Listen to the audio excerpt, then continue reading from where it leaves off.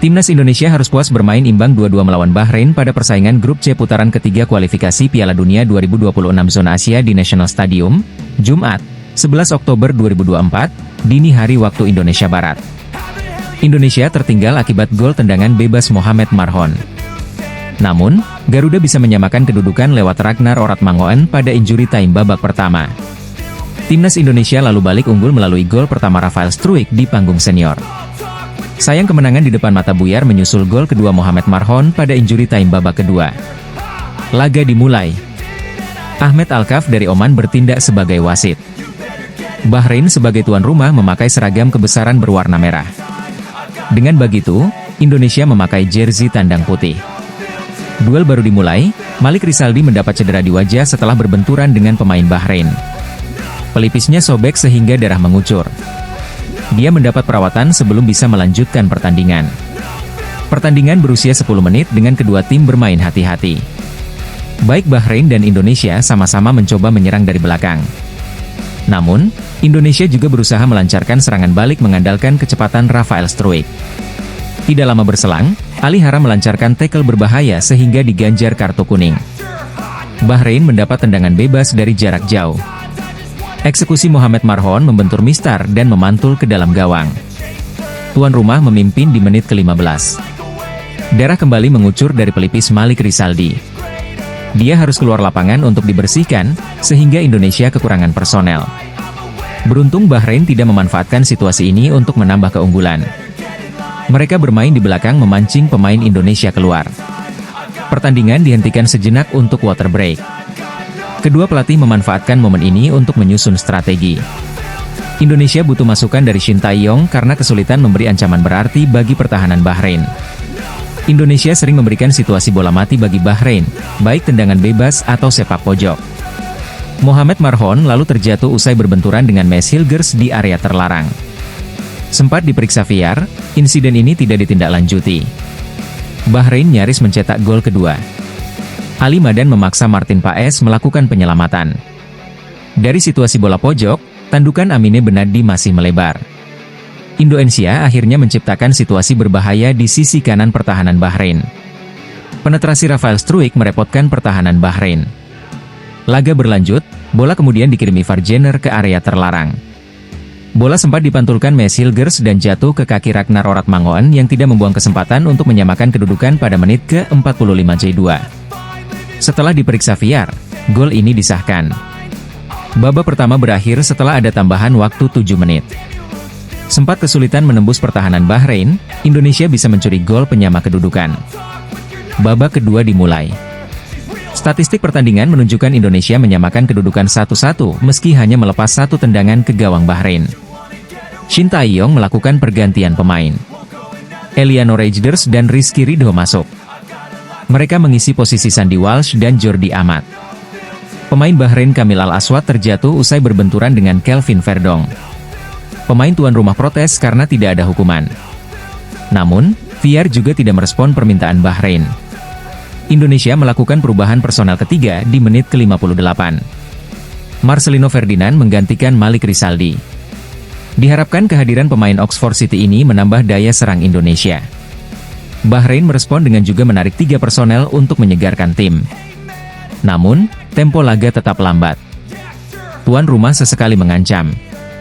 Namun, tendangan Amine Benadi melebar. Sementara usaha Hussein Abdul Karim terlalu lemah. Selanjutnya giliran Vincent Emmanuel mencoba dari jarak jauh. Indonesia membalas lewat Kelvin Verdong. Keseluruhan kedua tim kesulitan menciptakan peluang berbahaya. Sebelum Rafael Struijk membawa Indonesia unggul di menit ke-74 memanfaatkan skema serangan balik. Ragnar Oratmangoen mendapat kartu kuning menyusul tackle berbahaya. Bahrain lalu coba menyamakan skor melalui tendangan jarak jauh Kamil Al-Aswad. Dari situasi bola mati, Jai Idzes kemudian nyaris membuat gol bunuh diri. Beruntung ada Martin Paes. Bahrain terus mencoba di sisa waktu. Mereka mendapat tendangan bebas di situasi berbahaya usai pelanggaran pemain pengganti Witan Sulaiman. Beruntung sepakan Mohamed Marhon masih melebar. Ada tambahan waktu 6 menit. Tekanan Bahrain membuahkan hasil. Dari situasi bola mati, Bahrain akhirnya menyamakan kedudukan lewat Mohamed Marhon di menit ke-99. Nahoda Garuda Shin Tae-yong mengumumkan kiper Martin Paes bakal merumput setelah sempat dikhawatirkan cedera sehari sebelum pertandingan. Dia membuktikan ucapannya dengan mengandalkan kiper FC Dallas itu di bawah mistar. Wajah baru Maes Hilgers melakoni debut. Namun, Eliano Rejders harus menunggu dari bangku cadangan. Shin Tae-yong juga mengembalikan Jordi Amat ke tim utama sebagai pengganti Rizky Ridho. Sementara satu-satunya nama lokal yang jadi starter timnas Indonesia adalah Malik Rizaldi.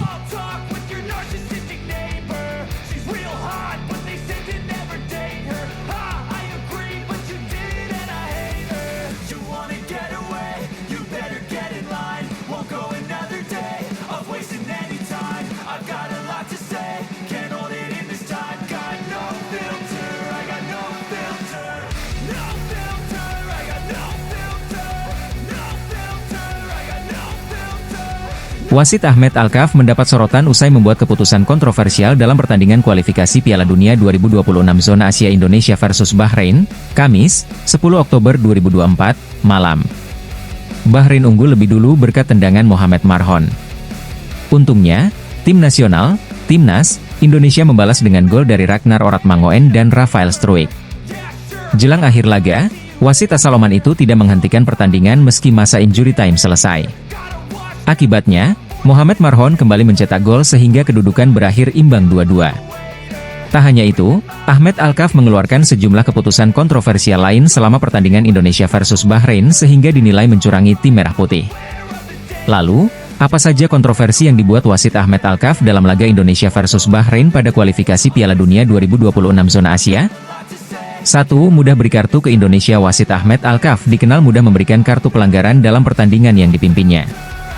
Hal itu juga terlihat dalam laga Indonesia versus Bahrain. Namun, dia tampak lebih banyak memberikan pelanggaran bagi Indonesia daripada Bahrain.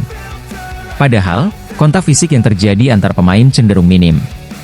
Dalam laga ini, Indonesia tercatat membuat 27 pelanggaran. 2 pelanggaran berbuah kartu kuning untuk Marcelino Ferdinand dan Ragnar Oratmangoen. Pasukan Garuda juga membuat 2 offside. Sebaliknya, Bahrain hanya memiliki 10 pelanggaran. 1 pelanggaran berbuah kartu kuning untuk Amine Benadi. Padahal, ada momen-momen ketika Bahrain melanggar pemain Indonesia dengan keras tapi tidak dinyatakan sebagai pelanggaran. Tak hanya pemain yang mendapat kartu, Alkaf bahkan memberikan kartu merah kepada manajer timnas Indonesia, Sumarji saat memprotes pertandingan yang belum berakhir meski injury time selesai. 2. Tidak beri tendangan bebas selanjutnya. Alkaf juga disorot karena tidak memberikan tendangan bebas kepada timnas Indonesia pada babak kedua. Padahal saat itu, Rafael Struijk dilanggar pemain belakang Bahrain tepat di depan kotak penalti. Wasit Alkaf hanya memberikan drop ball kepada timnas Indonesia. Wasit beralasan, tendangan bebas tidak diperlukan karena bola mengenai Rafael saat dilanggar pemain lawan. Indonesia pun kehilangan peluang membuat gol. 3. Tambah waktu melebihi injury time. Saat pertandingan mencapai menit ke-90, wasit memberikan tambahan waktu atau injury time selama 6 menit. Itu berarti laga seharusnya usai pada menit ke-96. Namun, wasit tidak menghentikan laga tersebut meski waktu tambahan habis. Akibatnya, Bahrain membuat gol pada menit 99 atau 3 menit lebih lama dari waktu pertandingan seharusnya berakhir. Selama babak tambahan waktu, tidak ada kejadian khusus yang membuat injury time dapat bertambah lebih dari waktu yang sudah ditetapkan. Situasi ini memicu protes. Sebab, tim Merah Putih nyaris menang 2-1 atas Bahrain sebelum disamakan kedudukannya menjadi 2-2. 4. Tidak cek VAR untuk Bahrain. Selain waktu yang bermasalah, gol penyama kedudukan pada menit ke-99 itu juga menimbulkan kontroversi. Sebab, gol itu dinyatakan sah meski wasit tidak mengecek VAR. Alkaf seharusnya memastikan gol terakhir yang dibuat Mohamed Marhon sah atau tidak melalui VAR. Pengecekan diperlukan karena penyerang nomor 9 Bahrain, Hussein Abdul Karim tampak mengalami offside sebelum Mohamed Marhon menerima bola. Pertandingan tersebut membuat Indonesia menempati peringkat kelima klasemen grup C dengan torehan 3 poin dari 3 kali bermain imbang lawan Arab Saudi, 1-1, Australia, 0-0, dan Bahrain, 1-1.